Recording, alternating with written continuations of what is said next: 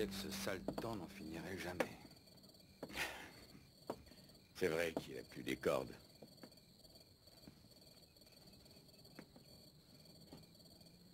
Quelles sont vos conclusions, docteur?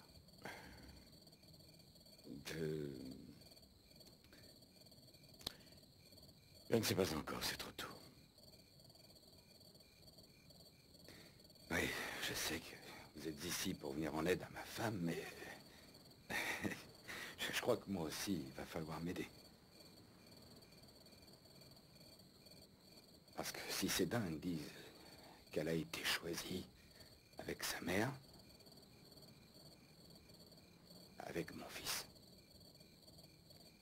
et si à chaque fois ils se débrouillent pour m'endormir et se débarrasser de moi comme ils l'ont fait l'autre nuit,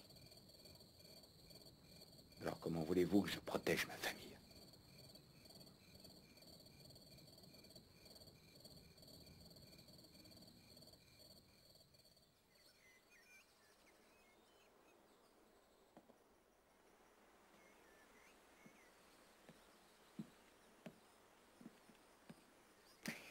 J'ignorais que vous étiez un artiste. Oh non, non. Enfin, j'aimerais. C'est superbe ce coin.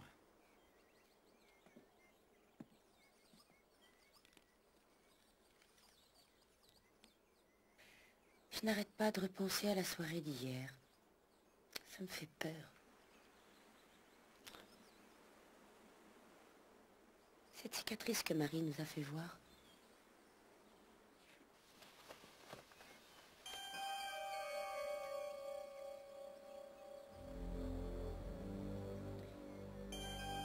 Je l'ai depuis l'enfance, moi aussi.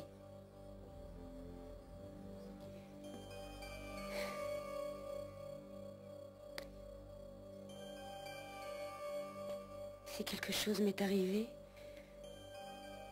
alors je suis contente de ne plus m'en souvenir. C'est une bénédiction.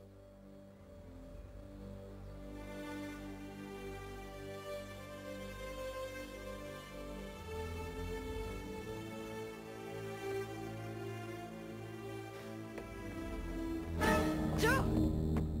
Il a disparu! Ils l'ont kidnappé! Timmy, où est-ce qu'il est? Qu'est-ce qu'il y a? Il n'est pas dans sa chambre! Il n'est nulle part! Non, il est là, dans le pré. Timmy! Timmy! Qu'est-ce que tu fais, chérie? Mais qu'est-ce que tu fais? Qu'est-ce que tu fais? Oh, mon Dieu! Mais qu'est-ce qui s'est passé ici? Vous avez vu ça? C'est ici que c'était. La nuit où j'ai vu ces petits bonshommes venir me chercher. C'est là qu'était la soucoupe. J'ai l'impression de les laisser tomber. J'ai peur de penser à ce qui se passera après qu'on soit parti. Je suis inquiète.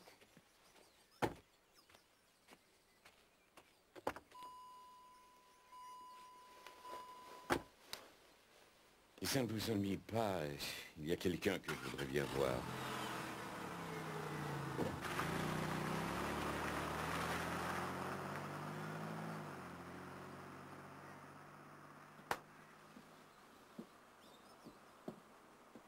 Vous voudriez en savoir plus sur l'objet que j'ai découvert, la capsule. Oui, c'est bien ça. Eh bien, monsieur, j'ai vu pas mal de choses bizarres dans ma carrière, je vous assure, mais cet objet que j'ai trouvé dans le nez de Marie, c'était encore plus étrange que tout le reste. J'imagine que vous l'avez jeté. Oui, mon premier réflexe a été de le mettre à la poubelle, je ne voyais pas l'intérêt de le conserver. Ah. Mais ensuite, j'ai bien réfléchi. Plus on se donne de temps, moins on fait de sottises.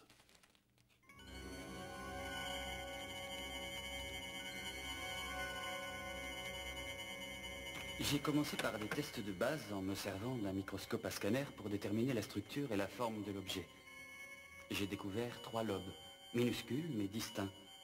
Les examens ont révélé que leur composition est de 90% de carbone et 10% d'oxygène. Il s'agit d'une formule très avancée et très conductrice de polymères, telle que je n'en avais jamais vue. Alors j'ai décidé de tenter un test de culture afin de voir si la capsule était un catalyseur de germes ou de virus.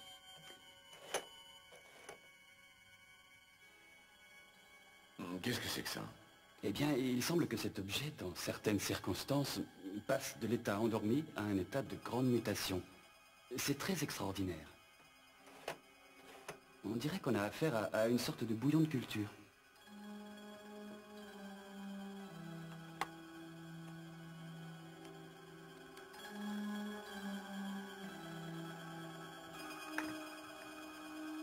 Vous dites que la capsule subit des mutations dans certaines circonstances. Mais lesquelles? Elle s'altère selon l'humidité de l'environnement. À très précisément une température de 37 degrés.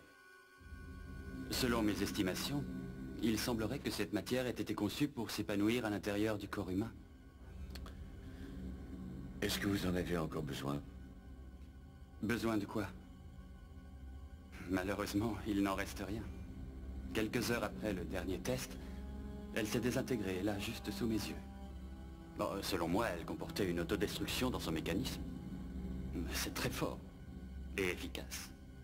Il n'en reste plus une trace.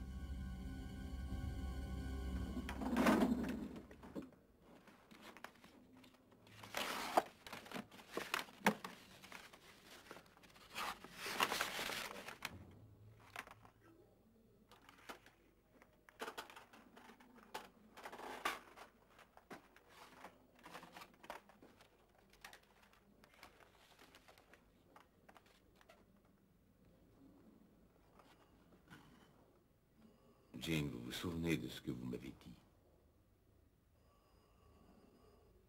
Que c'était des gens dans le désert qui vous avaient montré ces dessins. Est-ce que vous pourriez me parler d'eux?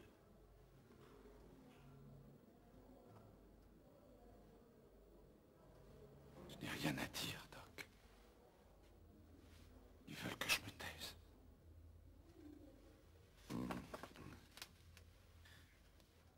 Alors, si vous me parliez du désert, vous pouvez me le raconter? Oui, je crois que j'ai le droit de parler du désert. J'étais en poste là-bas. Au Nouveau-Mexique. En 73. Qu'est-ce qui s'est passé dans le désert?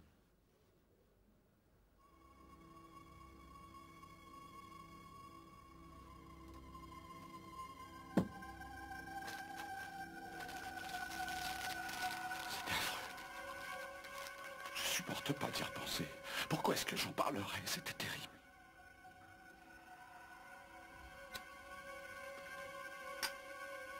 Parce que vous en avez besoin, Jane. Que s'est-il passé? Dites-moi ce qui s'est passé.